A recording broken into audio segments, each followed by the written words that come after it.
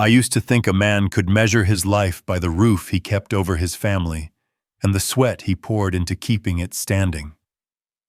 For 30 years, I believed that house was the one thing no one could ever take from me.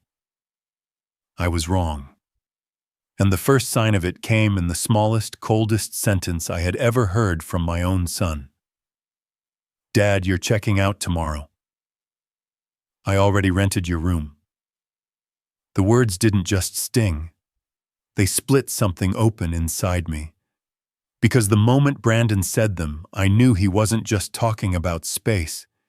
He was pushing me out of my own life, one I had built nail by nail, shift by shift, while his mother stood by me through every storm. But betrayal rarely walks alone. It comes with shadows, with secrets buried in medicine cabinets, bank records, and the trembling whisper of a wife who died before she could finish her warning. And on the morning I stood in my kitchen waiting for the old percolator to bubble its last breath, the sun hit my countertop the same way it had for 20 years. But nothing about my world felt familiar anymore. Before this is over, I will show you what my wife tried to protect me from, why my son turned into a stranger, and how I learned the house I thought I owned was never really mine. If you think you know how this story ends, trust me. You don't. I was standing in the kitchen, waiting for the old percolator to finish its slow, bubbling rhythm. Morning light slid in through the blinds and landed across the counter, where I had laid out the same mug I had used for nearly 20 years. The house felt quiet in that particular way, only a widower's home does, too still, too familiar. I had lived here most of my adult life, repaired every hinge and crack, myself replaced the roof with my own hands. One summer when the heat nearly took the life out of me, Linda would bring me iced tea and remind me I was not 30 anymore. We would laugh. I could still hear that laugh sometimes if the morning was calm enough. The phone buzzed against the counter. I wiped my hands on a towel and picked it up without thinking. It was Brandon, my only son. I had not heard from him in over a week. His voice came through thin and hurried the way someone sounds when they already made up their mind long before calling. "Dad, you are checking out tomorrow. I rented your room. The new tenant is already lined up." For a moment, I simply listened, trying to understand what those words meant in the context of my own home. Checking out. The phrase did not belong here, not in the house I paid for month after month through layoffs, injuries, and years away from Linda on rotating shifts. He kept talking, but the rest blurred until he added with a sigh that felt like dismissal. "It is better for you. You need someplace quieter." He ended the call before I could say anything worth saying. The kitchen felt colder than it had a minute earlier. I tried calling back once, then stopped. Habit made me reach for my jacket and keys even though I had nowhere to be. The drive back from the hardware store where I had stopped earlier felt longer, lonelier. Riverside's morning hum carried on as usual. Sprinklers turning, dogs barking, the sound of a neighbor's screen door slamming shut. Life moved smoothly for everyone except me. When I turned into my street, I noticed 2 cars I did not recognize, parked close as if they belonged there. The front door of my house was propped open with a cardboard box. Voices floated out, cheerful, curious, too light for a place that held decades of my life. Inside, a young couple wandered through the living room. They were talking about where a dining table could go. The woman looked up the staircase with delight, imagining something I could not see. The man was asking Brandon questions about parking and utilities. Brandon answered like a realtor. He turned and saw me, but instead of stopping to greet me, he rested his hand on the banister and kept talking. The couple noticed the tension and stepped aside. Brandon finally walked toward me with a too casual tone. "Dad is only staying for now. We are arranging things." My gaze drifted to the hallway where framed photos of Linda and me had been boxed up. My recliner was shoved near the garage door, as if waiting for someone to haul it to the dump. Tools I kept organized for years were stacked in a corner like old junk. I felt something tighten in my chest. Not anger yet, just a heaviness made of disbelief. I stepped outside before any more words could be said. The air smelled of fresh-cut grass from somewhere down the street. I sat on the porch bench, the same one Linda and I had varnished together one spring. The wood felt dry under my hand. My mind searched for a place to land, but found nothing but a quiet ache. I thought briefly about calling my brother in Oregon, then lowered the phone. We had not spoken in months. I did not want the silence on his end to make this moment worse. Martha Jenkins walked by a few minutes later, carrying a basket of laundry. She had known Brandon since he was in diapers. She stopped when she saw my face. "Harrison, I thought you moved out already." I asked her why she thought that. Martha set the basket on her hip, lowering her voice in that neighborly way that mixes concern with caution. "Your boy said the house had been his for years. Said you were just staying until you found another place." Her words landed like gravel poured into an empty bucket. No echo, just weight. I watched her walk back to her porch, but the sentence stayed with me long after her door closed. The sun dipped behind the rooftops while I remained on that bench. Porch lights flickered on one by one across the neighborhood. I looked at the house I had built, a life in the house where Linda and I danced slow on New Year's Eve, when the radio played our song, the house where I carried Brandon to his bedroom after he fell asleep on the couch watching baseball with me. A place layered with moments that shaped who I became. And yet somehow, somewhere in the years between Linda's illness and Brandon's restless adulthood, this house had slipped from under my feet without my noticing. The question that settled into the quiet of that evening was simple and sharp enough to hurt. When did my home stop being mine? And how long had everyone known except me? I sat there long enough for the porch lights across the street to glow like small lanterns, yet I still couldn't make sense of anything. The question kept circling in my head until it no longer felt like a question at all, but a warning I should have heard years earlier. By the time I finally stood up, the evening had settled into that soft quiet that usually comforts me. This time it felt like it held something I hadn't noticed before. Something that didn't belong. Inside the house, I opened the hall closet where Linda used to keep every important paper we had ever signed.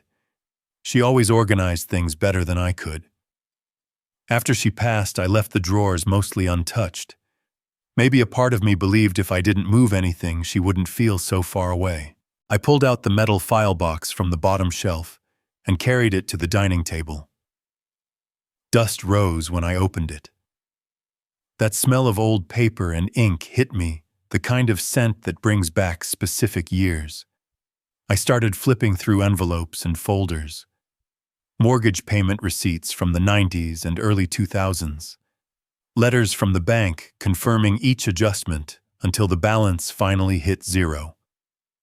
The certificate of payoff dated 2011, with my signature the same way I had been signing since I was 18, tight strokes and no flourish. Pages that represented half my life spent on rooftops in warehouses and along interstate job sites in the winter. Everything from those years was exactly as I remembered. But when I reached the more recent documents, something shifted. There was a deed photocopy dated 2013. It had Brandon's name listed as owner, and beneath it a shaky scrawl that was supposed to be mine.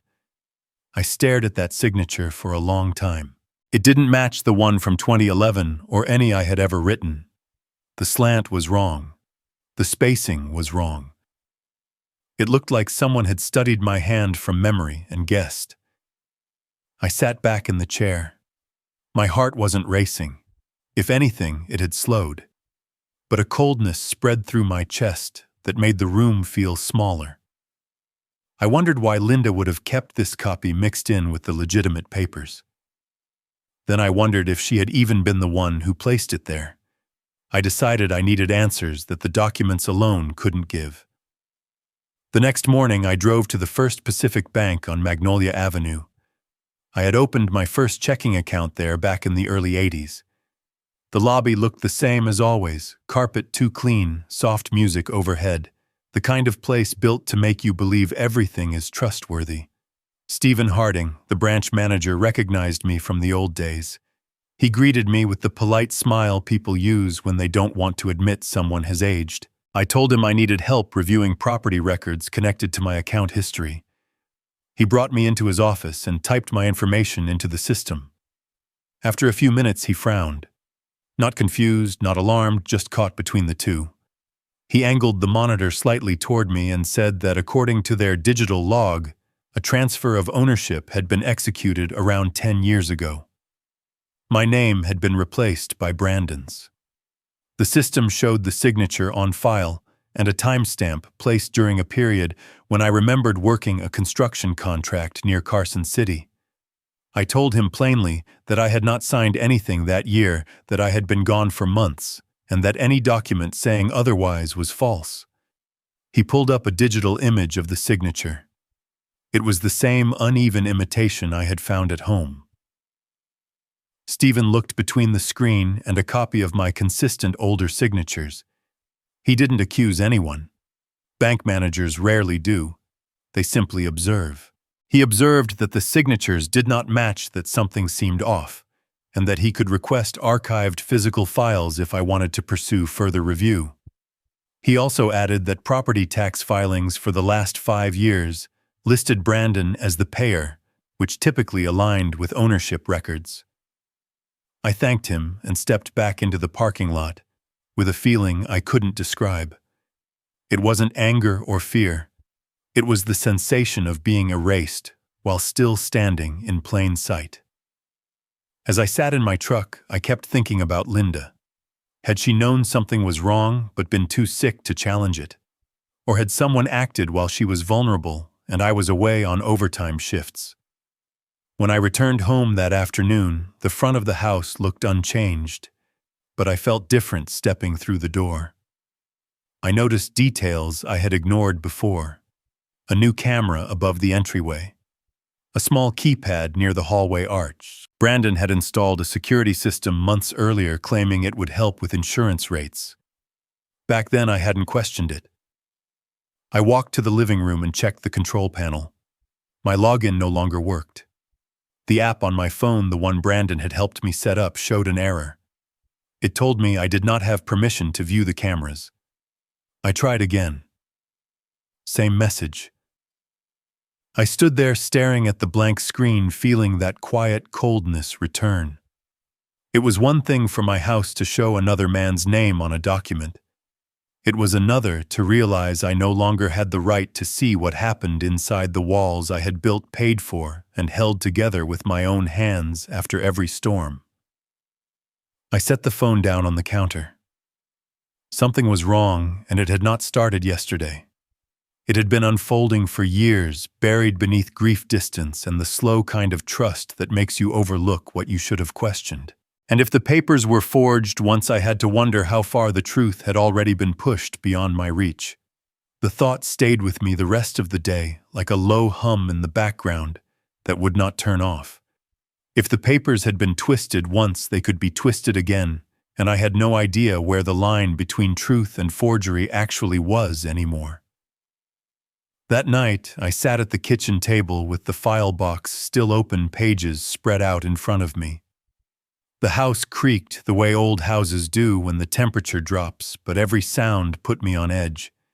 I found myself looking at the empty chair across from me, the one Linda used to sit in when we did bills together. She would circle numbers, tap her pen against her teeth, and then tell me not to worry, that between her part-time work and my overtime we would manage. I realized I was trying to solve this like a broken pipe or a bad motor, something I could fix with tools and patience. But this was not that kind of problem. This had started when Linda was still alive, and the only person who might have understood the earliest signs was gone. The next morning, I called Dr. Eleanor Kerr, the internist, who had seen Linda through her last year. Her receptionist remembered me and fit me in at the end of the day. I drove to her office in a small medical building near downtown, the same place I had brought Linda for checkups, when she still had enough strength to argue with the nurses about blood pressure cuffs. Dr. Kerr came into the exam room with my thin chart in hand, and that careful expression doctors learn, the one that balances compassion and professionalism. She asked how I was doing, how the grieving had been. I gave the usual short answers, then told her why I was really there. I asked if Linda had ever talked to her about moving the house into Brandon's name. I watched her face closely. She shook her head slowly. She said Linda worried about me, about how I would manage money without her, that she carried a lot of stress about hospital bills and what would be left. But she had never said a word about giving the house away while she was alive. Dr. Kerr leaned back in her chair and frowned, not at me, but at some memory. She remembered one appointment near the end when Linda arrived more anxious than usual. Her blood pressure had been high, her hands shaking. When Dr. Kerr asked what was wrong, Linda said something vague about family pressure. She did not mention details, only that she felt cornered and tired of signing things she did not fully understand. I walked out of that office with more weight than when I went in, but also a clearer picture. Linda had been scared, and she had not come to me. Whether that was to protect me or because someone told her not to, I did not know. There was one person who might have heard more than any doctor could. Amanda Ray, Linda's best friend from her church art group, lived in Ventura. I had not spoken to her since the funeral. Grief has a way of scattering people who once sat around the same table. I called her that afternoon. Her voice cracked when she realized who it was, then softened. She told me to come by her studio behind an old bungalow not far from the coast. The drive along the freeway felt longer than it really was. I kept seeing Linda in the passenger seat, window-cracked hair moving in the salt air. Amanda's studio smelled like oil paint and turpentine. Canvases leaned against every wall. She hugged me tighter than I expected and asked why I looked so worn. I told her about the deed, the bank Brandon's claim that the house had been his for years. Her mouth tightened at that. She said Linda had mentioned signing some papers when she was already exhausted from chemo. According to Amanda, a relative had come by the house more than once talking about protecting assets, doing what was best for Brandon's future, taking care of things before it was too late. Linda had told Amanda she felt pushed, that every visit ended with more forms on the dining table and less energy to question them. I asked if she remembered a name. She hesitated, said she did not want to accuse anyone without proof. She only knew that it was someone who considered himself part of the family and who liked to talk about business and opportunity more than feelings. On the drive back from Ventura, the sky started to turn orange over the hills. I replayed Amanda's words in my head, along with Dr. Kerr's. Pressure, family, signing things she did not understand.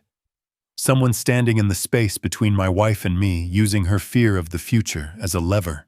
When I got home, the house greeted me with the same quiet that had followed me for 4 years, but it felt different now, less like a refuge and more like a crime scene from a story I had somehow slept through.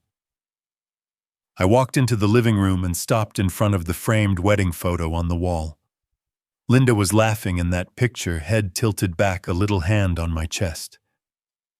We had hung it there when we first moved in, promising each other we would grow old under this roof. The glass was dusty. I took it down to clean it, carried it to the kitchen where the light was better. As I wiped along the back of the frame, my hand brushed against something that did not belong. A small ridge beneath the paper backing.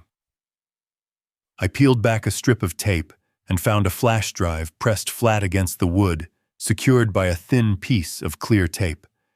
My heart started beating harder, not from panic, but from the instinct that I was touching something Linda herself had hidden. I plugged it into the side of my old laptop at the table. It took a moment to register. There was only one audio file on it, named with a date about 6 weeks before she died. I clicked it and sat very still. Her voice came through faint at first, like she was speaking into the phone from the bedroom. She sounded tired, breathy, but the words were clear. If I do not get to explain this to you, please do not let anyone take this house from you. Not everyone under this roof is on your side. I am trying to protect you even if it does not look that way. There was a rustling sound after that, footsteps in the hall, a door opening. The recording cut off abruptly, as if she had shoved the phone away or lost her nerve. I listened to it 3 times. Each time hurt in a different way. The first time it tore open the grief I had tried to fold and put away.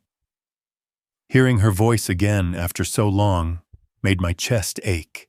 The second time it was the content itself that hit me, the idea that she had seen something coming and had been too trapped to fight it. The third time it was the silence at the end that stayed with me, that unfinished breath. I sat alone in the kitchen long after the laptop screen dimmed. For the first time I felt less confused and more betrayed, not by Linda, but by whoever had stood close enough to scare her and close enough to step around me without being noticed. It was past midnight when my phone buzzed on the table. I expected some spam message or a calendar alert.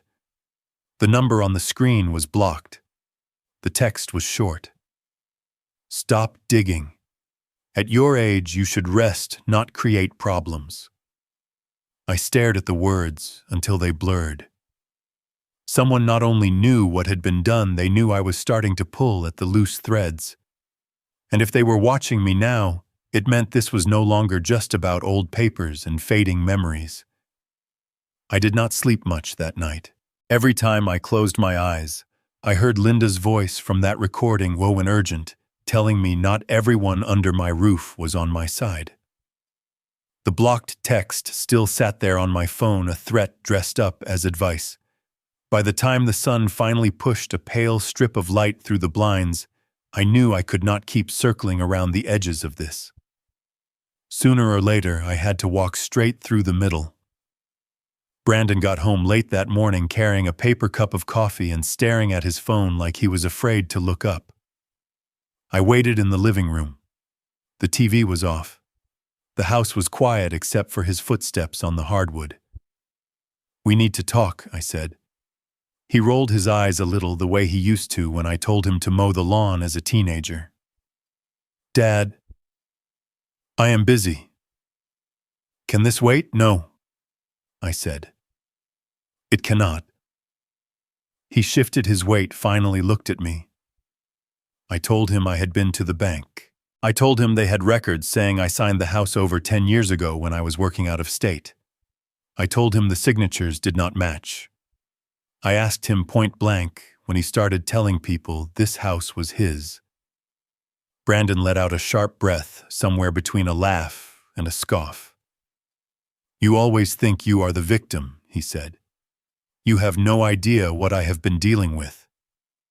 I asked him what exactly he had been dealing with that required erasing his father from his own home. He threw his coffee cup into the trash can harder than necessary. "You think money shows up out of nowhere," he said. "You think bills just pay themselves. While you have been sitting here clinging to memories, someone had to do the grown-up work." The words stung more than I wanted to admit. I reminded him about the years I had worked double shifts, about the surgeries I went through, and still went back to work because there was a mortgage waiting. He waved a hand, as if brushing away a story he had heard too many times. "You always go back to that," he said. "What about now? Do you know what my credit looks like? Do you know the kind of pressure I am under?" I told him I did not know because he had not told me.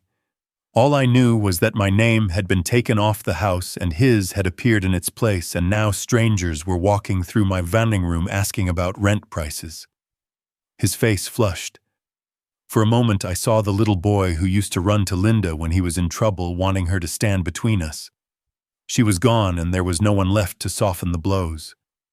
He said lower now that it was not just his idea, that people had explained things to Mom in a way that made sense, that it was about protecting the house from hospital liens and taxes, making sure I would have a place no matter what. He spoke quickly, piling reasons on top of each other. I asked who people meant. A bank, a lawyer, an accountant. He hesitated.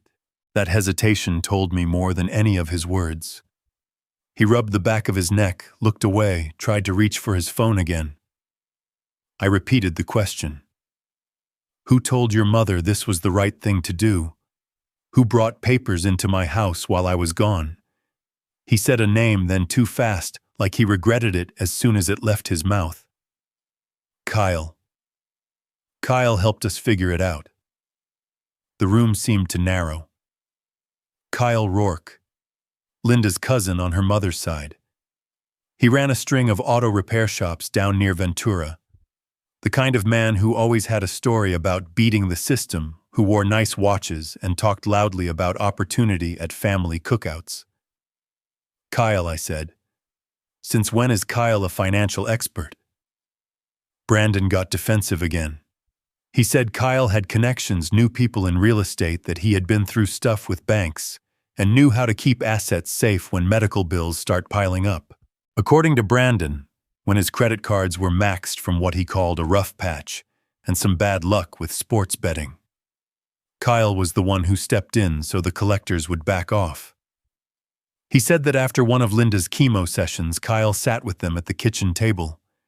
He talked about how unfair the system was, how families lost everything when illness came, how smart people moved titles and accounts in time. He made it sound like not moving the house would be irresponsible, almost selfish. I asked if I had ever been mentioned in those conversations. If anyone thought to wait for me to come home from Carson City before rearranging the center of my life. Brandon looked guilty for half a heartbeat, then covered it with irritation. You were never here, he said. You were always on some job or other. Mom was scared. Someone had to do something. I told him I had heard Linda's voice on a recording, that she felt pressured and cornered. His eyes widened once, then narrowed. You went through her things, he said quietly. I reminded him that her things were my things too, and that Linda clearly wanted me to know what had happened. I told him about the message at the end, the part where she said not everyone under our roof was on my side. He flinched at that, then shook his head. Kyle was just trying to help, he insisted. He said if we put the house in my name, we could refinance, get some equity out, keep up with everything. He said you would not understand, and that it would just stress you out. I asked him if that help included threatening texts late at night, telling old men to stop digging. He did not answer. Instead, he stared at the floor. Did Kyle pay off your gambling debts in exchange for this house, I said. Or did he just show you how to sign things and let you believe it was your idea? He snapped, then voice sharp. You think this is easy on me? You think I wanted to be in debt? I was drowning, Dad. I had Kyle and Mom telling me this was the smart move, and you were nowhere around. I did what I had to. I felt tired in a way that had nothing to do with age. I realized we were not having the same conversation. To me, this was about betrayal and theft. To him, it was about survival and shame.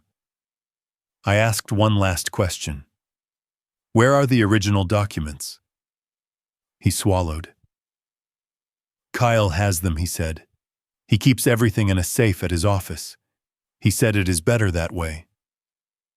The picture started to come together, ugly and clear. While I had been out on job sites chasing overtime so we could cover chemo and prescriptions, Brandon had been chasing wins that never came. Kyle had seen an opening in that chaos. He had stepped into my house, sat at my table, and presented himself as the answer. I remembered him at Linda's funeral, standing by the coffee urn in a black suit that looked a little too sharp for the occasion. He had clapped my shoulder, told me in a rehearsed voice that Linda was in a better place, then spent the rest of the time talking in low tones with Brandon near the back door.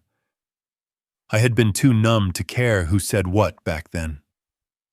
Now those conversations felt less like family support and more like groundwork. Brandon finally lifted his head. He looked smaller somehow, the way a man looks when he realizes he is not holding the steering wheel, he is just along for the ride. He said he never meant to hurt me, that he thought this way everyone would be taken care of, that Kyle knew what he was doing. Maybe he believed that when it started. Maybe he still wanted to believe it now. All I knew was that there was someone else in this story, someone who knew the rules better than either of us, who understood how to use fear and debt to move people around like pieces on a board. And if Kyle had the papers, then the next step was obvious. The obvious part was also the hardest. I had spent my whole life handling my own problems, fixing my own messes, patching up what was broken with my own hands. Going to someone else to untangle this felt like admitting I was in over my head. But I was. Whatever this was, it had moved past father and son and straight into the territory of people who made a living bending rules. There was only one person I trusted to explain what kind of mess I was really in. His name was Charles Whitman. He had been the closing attorney when Linda and I bought the house back in the 90s. Back when we were still young enough to believe 30 years of payments sounded reasonable. His office was in a faded brick building near downtown Riverside. The blinds were crooked, the paint on the trim could have used a fresh coat, but Charles was not the type to care about appearances. Inside, everything smelled like old books and coffee that had been reheated more than once. Legal pads were stacked in neat piles, and there was a framed photo of his grandkids on the corner of his desk, the only bright color in the room. He looked up when I walked in, and his face softened. "Harrison," he said, "it has been a long time. Sit down. What can I do for you?" I laid the copies from the bank in front of him. The mortgage payoff letter. The old deed with my name. The new record with Brandon's. The questionable signature. I told him about Linda's recording about Amanda, about Brandon blurting out Kyle's name about the text from the blocked number. I spoke slowly, making sure not to skip anything. Once I started, it all poured out of me in a way I had not allowed with anyone else. Charles listened without interrupting, his reading glasses low on his nose. He took his time with each sheet of paper, tracing with his finger along the lines, comparing dates, looking at stamps and seals most people never notice. He finally picked up the page, showing the new deed, and my supposed 2013 signature, and held it next to an old document from when we first closed on the house. He made a small sound in his throat that could have been a sigh or a warning. "Harrison," he said, "in my opinion, this is not just a misunderstanding. This looks very much like elder financial abuse. Someone has used your age, your wife's illness, and your son's desperation to move property without your informed consent." I asked if it could be undone. He nodded slowly. "If we can show Linda was coerced or misled, that you were not present or aware that the signatures are inconsistent, then yes, it can be challenged. But a judge is going to want more than your word and mine. We need something solid, preferably in Linda's own hand or voice." I told him about the audio file on the flash drive behind the wedding photo. He pressed his lips together, thinking. "That helps," he said, "though it raises as many questions as it answers. It tells us she feared someone, but not who. It tells us she wanted to protect you, but did not know how." He said he would start a file, make copies, contact the county recorder's office for the original deed, and transfer documents, and quietly begin tracing Kyle's involvement. He told me not to confront Kyle directly again, not yet, not without leverage that could not be brushed off as a family dispute. As I was getting ready to leave, my phone rang. It was a number I recognized from the bank. Stephen from First Pacific sounded more alert than usual, maybe even nervous. He said he had kept digging in the archive system after our talk and that something else had come up. There was an old safe deposit box registered under Linda's name. The beneficiary listed was me. It had been marked as inactive since her death, waiting for the rightful person to claim it. I stared at Charles after I hung up. He raised his eyebrows. "Well," he said, "that sounds like the kind of miracle we do not ignore." We drove to the bank together that afternoon. Sitting beside a lawyer in a suit made me feel both smaller and strangely protected. Stephen met us in the lobby and led us down a short hallway to a vault area I had never seen in all my years banking there. The air was cooler, heavy with steel and concrete, and whispers I could not quite hear.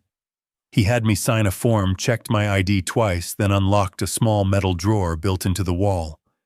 He pulled it out and set the box on a table in a little side room, then left us alone. My hands shook a little as I opened it. I told myself it was the cold air, but we both knew better. For a second I imagined old jewelry, maybe some bonds, something like that. There was none of that inside. No cash, no rings, nothing anyone could fence. There was a single brown envelope and an old external hard drive the size of my palm, wrapped in a handkerchief I recognized. It had been Linda's.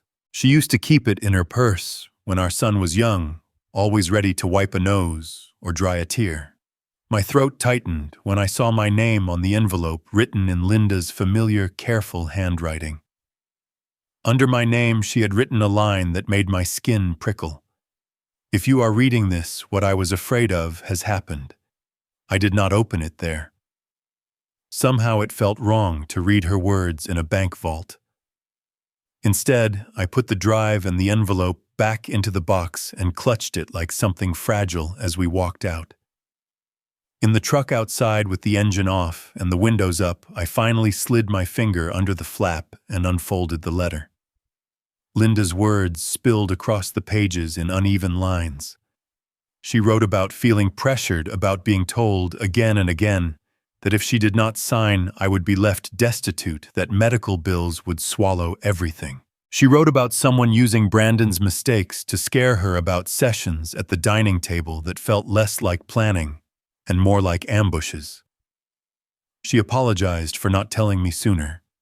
She said she knew I would have tried to stop it, and that was exactly what frightened them. At the end, she wrote that she had started recording certain conversations. She did not trust her own memory anymore, so she trusted technology. She said she had asked Stephen about a safe place to keep something in case anything happened to her, and that he had suggested a deposit box. The hard drive, she explained, held what she called my insurance policy. She named the main folder so I would know it mattered. House records. I finished the letter and passed it silently to Charles. He read it more quickly than I would have liked, his eyes scanning for the parts a court might care about. When he was done, he nodded once. "This," he said, "is what we needed." We went back to his office before the afternoon traffic turned ugly. He cleared a space near his desktop computer and carefully plugged the old drive into a USB port.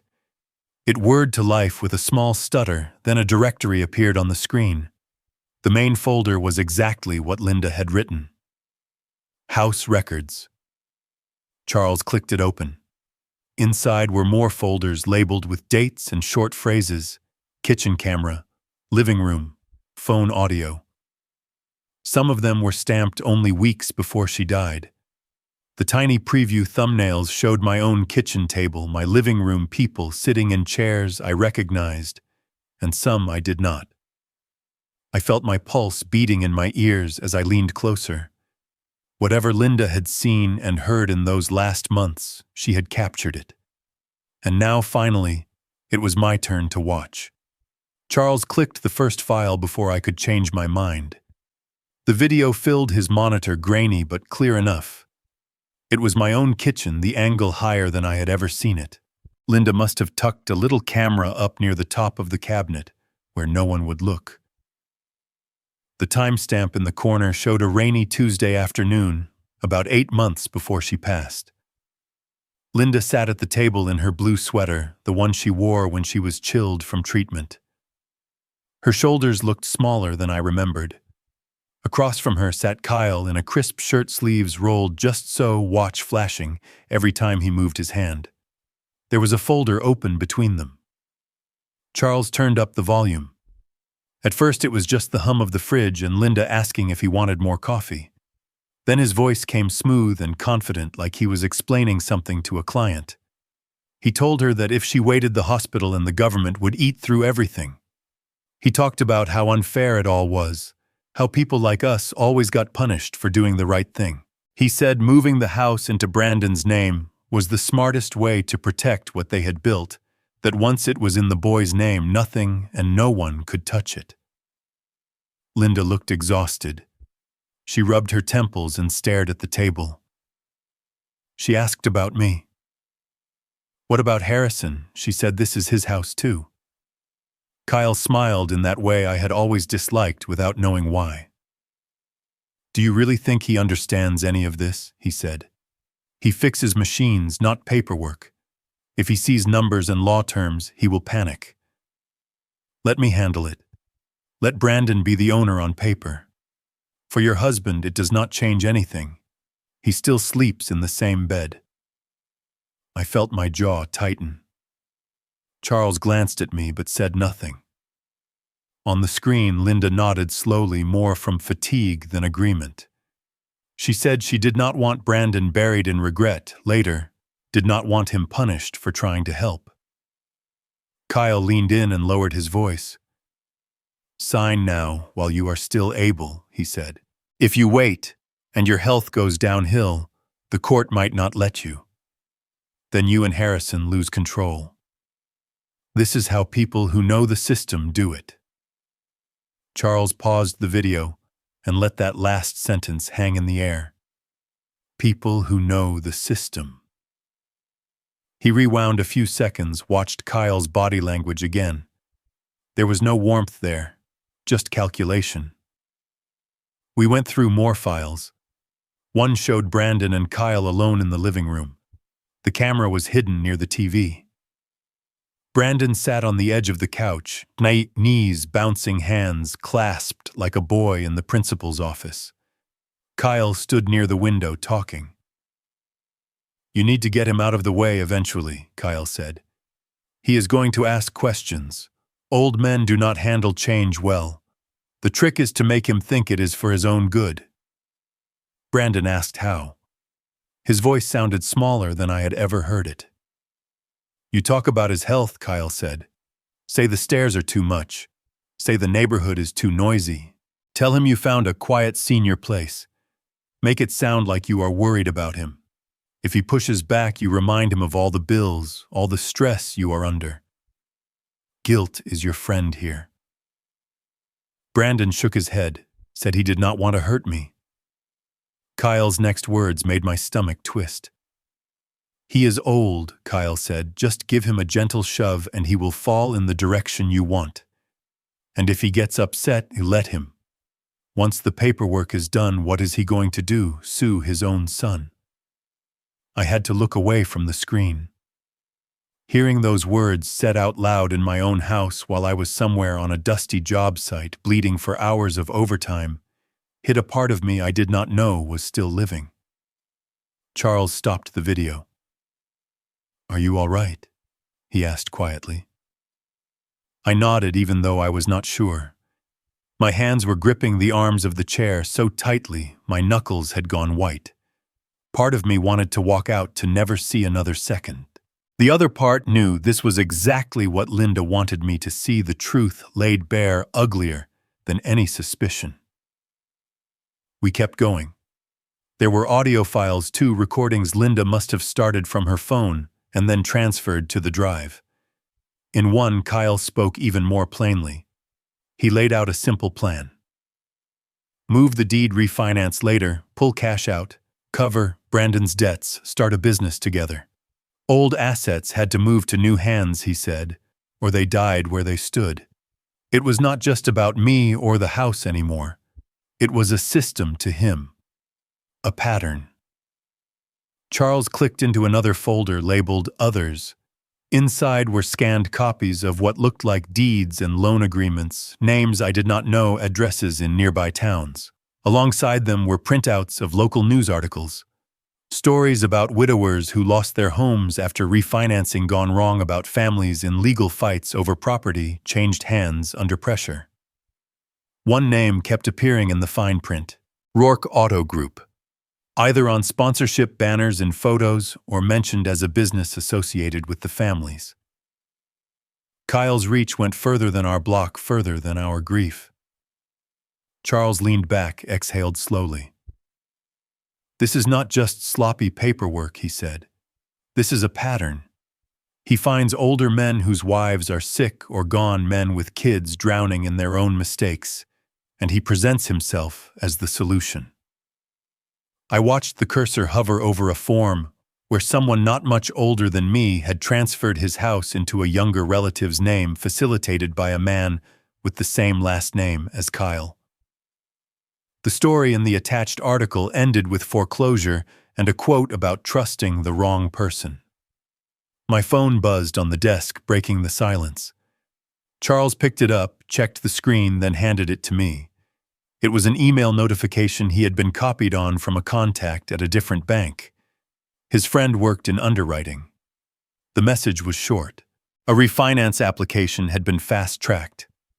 The property address was my house. The primary borrower was Brandon. The CO applicant was a business entity tied to Kyle. The note said approval was likely within 48 hours. 48 hours, and the equity Linda and I had built could be sliced apart and turned into cash. They could move quicker than any court could move paperwork. Once that happened, even if we proved the deed transfer was rotten, unwinding the loans and payouts would be a much nastier fight. Charles rubbed his forehead, thinking aloud. "We have evidence," he said, "enough to get the attention of law enforcement. But money moves faster than justice. If that refinance closes, it complicates everything." I looked at the screen again, at Linda on the frozen frame sitting at our kitchen table, with that tired, brave look she wore when she was trying to shield both me and our son from the worst of things. She had done what she could while her body was failing. Now the rest fell to me. For the first time since this started, I felt something steadier than anger. It was resolve, slow and heavy like steel setting in concrete. I asked Charles what we had to do to stop that refinance from going through. Chapter 7 Noido Taikanya Valuachan ko Brandon. Charles did not answer right away. He sat back in his chair, fingers steepled, eyes on the computer screen, where Linda's frozen face still hovered. When he finally spoke, his voice had that calm weight that comes from years of seeing bad situations up close. He said we had two tracks, legal and practical. Legally, he would send copies of the videos, the letter, and the forged documents to the district attorney and to a detective he knew who handled financial crimes. Practically, we had to make sure the refinance never reached the finish line. He explained that once a lender saw credible evidence of fraud and potential criminal investigation, they would usually slam the brakes. No bank wanted to be caught holding paper tied to elder abuse. The problem was timing. Emails and official letters took time to move through layers of bureaucracy. Kyle was already moving fast. So Charles suggested something I had not expected. He said it was time to invite the wolf right into my living room under my conditions. We decided I would call Brandon and say I wanted to talk about selling the house outright, that I was willing to cooperate so everything would go smoothly. Brandon would tell Kyle. Kyle would not pass up a chance to control the conversation. While they came expecting to secure their plan, I would be ready with mine. The day of the meeting, the house felt different. I had vacuumed the living room, wiped down the coffee table, straightened the photos on the wall. It was not for them. It was for Linda. If this was going to be a battlefield, I wanted it to look like a home until the very last moment. Charles arrived an hour early with a worn leather briefcase and his laptop. We tested the connection from his computer to the television. The videos played sound, clear images, undeniable.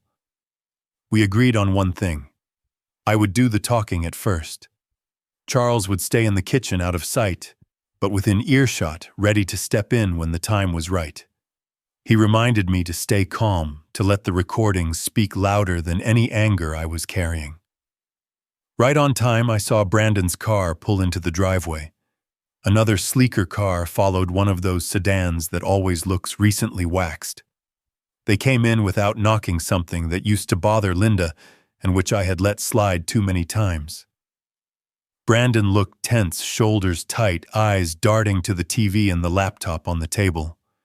Kyle walked in behind him with that familiar, confident stride, like he was stepping into a property he already owned. He clapped his hands once, all friendly energy, said something about getting everyone on the same page, about opportunities and fresh starts. I told them both to sit. Brandon took the edge of the couch. Kyle sat back in the armchair, like a man settling into his throne. I started simply. I said I had done some thinking, that I had looked at numbers, that maybe a clean sale was better than this half-and-half arrangement they were cooking. Kyle smiled, said he was glad I was being reasonable, that I would not regret trusting them. Brandon just watched me, confusion and hope fighting in his eyes.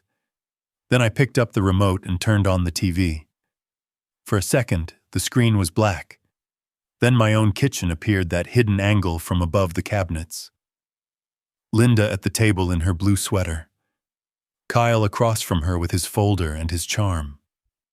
The room we were sitting in went very still.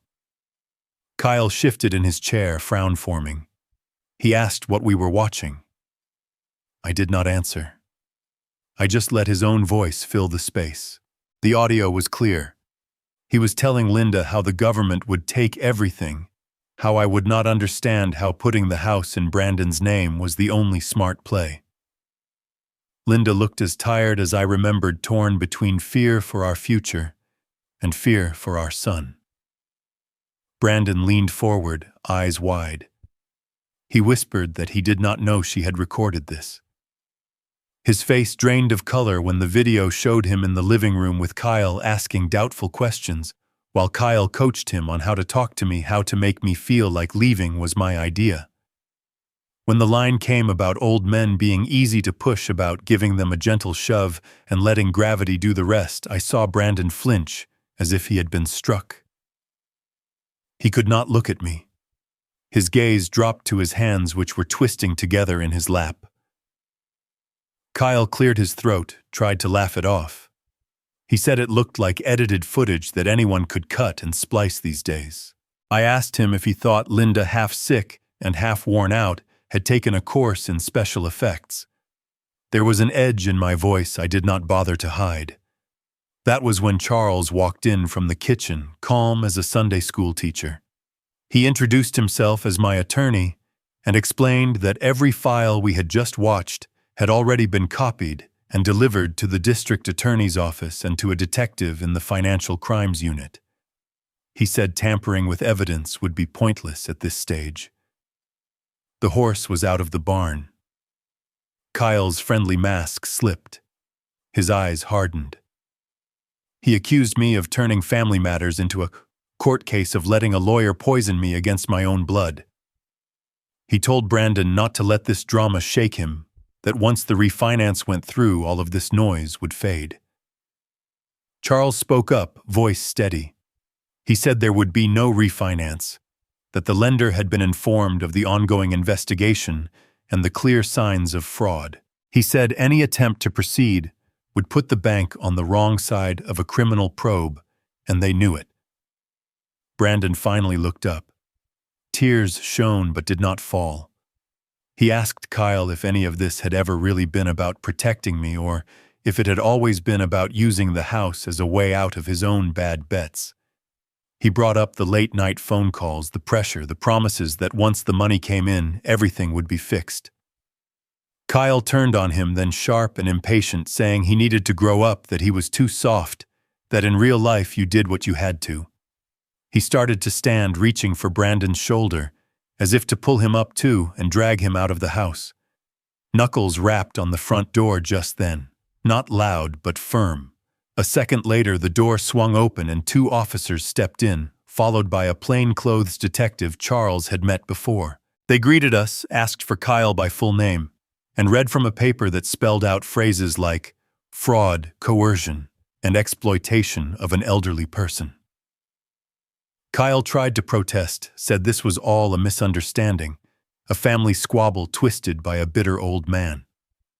The detective did not raise his voice. He simply noted that the man on the screen and the man in the chair were the same, and that Linda's letter, the altered deed, and the pattern of similar cases tied to his business told a different story. As they cuffed him, Kyle looked at Brandon, then at me. There was no apology in his eyes, only anger that his plan had fallen apart. He told Brandon quietly that he was making a big mistake, that he would regret betraying him. Then he was led out the door and down the walk past the yard I had mowed for 3 decades. The house felt eerily quiet once they were gone. Brandon sat there, unmoving, like someone had pulled the plug on all his defenses at once. He finally turned toward me, his voice barely above a whisper, and asked the question I had been dreading and waiting for at the same time. He wanted to know if there was any way for him to come back from what he had done. I sat across from him in that heavy silence, his question hanging there between us. For a moment I saw him as a little boy again, the one who used to tug my sleeve after he broke something, trying to figure out if I would shout or help him fix it. This was bigger than a broken window or dented fender. Some things you cannot fix. Some things you have to live through. I told him the only honest thing I could, that I did not know yet, that there were consequences coming and they needed to come. That whatever happened, I was still his father, but being my son was not a free pass. It was a job, one he had not been doing very well.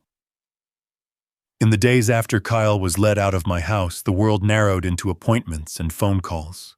Detectives came by to ask me the same questions in slightly different ways. What did I know? When had I first noticed? Did I feel threatened? I played Linda's recordings again in a small interview room at the station, each replay scraping at a wound that was still open. Brandon was called in too. He went alone on Charles's advice, but came back pale and quiet. He told me they had asked him everything about Kyle. The debts, the promises, the night he agreed to sign whatever Kyle put in front of him, if it meant the collection calls would stop. The investigators saw what Charles had seen. A man who had done something wrong, yes, but inside a trap someone else had built. The district attorney decided to charge Kyle with fraud, coercion, and elder abuse. Brandon was treated as a cooperating witness. On the civil side, he still had to answer for signing my house into the mess.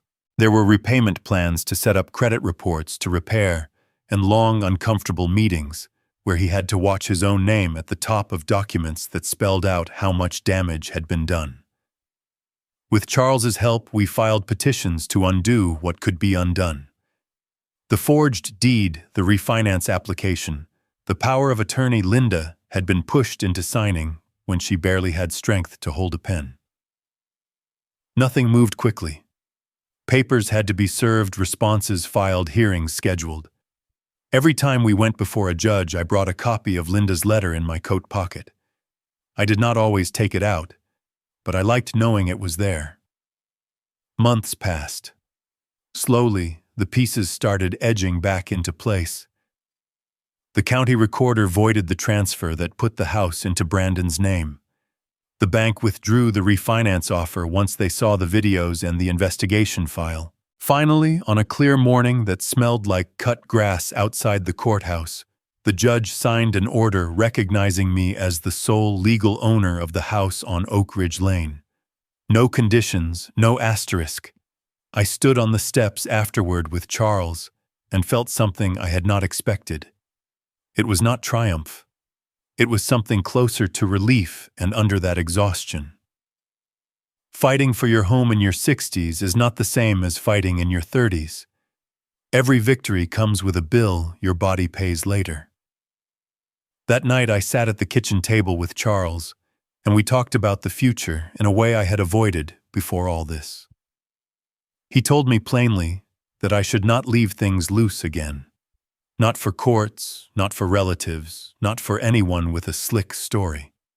He suggested a family trust, A structure that would spell out exactly what happened to the house and what did not, even if my mind or body failed before my heart stopped. We met with a planner a week later. I signed more documents than I liked, but this time I read every line, asked every question, and took my time. The new papers said that while I lived, the house could not be used as collateral without my direct consent. If I needed long-term care, there were protections in place. After I was gone, whatever value was left would be distributed in a way that honored what Linda and I had believed in, not what fear or greed might demand. Brandon was not cut out of my will, but he was no longer the center of it either. I told him this over coffee at the same table where so much trouble had begun. He listened, eyes on his hands. "I am not throwing you out of my life," I said, "but I am asking you to move out of my house. Not because I want to punish you, because you need to learn what it means to carry a roof on your own back." He nodded slowly. He said he understood. He found a small apartment across town and started picking up extra shifts at the warehouse where he worked. Some nights when I drove home past the strip mall near his place, I would see his car there, late, the lights still on inside. For the first time, he was doing the work without an older man smoothing the road ahead of him, and without a smooth-talking cousin promising shortcuts. Time has a way of sanding down the sharpest edges. The house grew quiet again, but it was a different quiet than the one after Linda died. I filled it by going to meetings at the Veterans Hall, by saying yes when my pastor asked if I would speak to the men's group about what had happened, by accepting an invitation from the community center to talk about financial scams that target people my age. Standing in front of rooms full of gray-haired men, I told them about documents I had ignored, about trust I had given blindly, about the cost of not asking enough questions. I saw recognition in their faces. A few spoke up afterward, saying they had seen similar patterns in their own families. Money owed, smooth faces promising easy solutions, papers slid across tables during hard times.